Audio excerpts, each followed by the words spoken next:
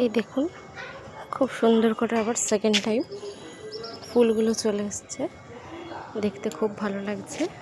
আর এইগুলো তো কিছুদিন আগে ফুল ফুটেছিল, তো ফলে সেট হয়ে গেছে, আস্তে আস্তে বড় হচ্ছে। দেখুন দেখতে ভালো লাগছে। আরও দেখুন কুঁড়ি এসছে, দেখুন এইখানে দুটো লাল কুঁড়ি এসছে। আরও দেখাচ্ছি,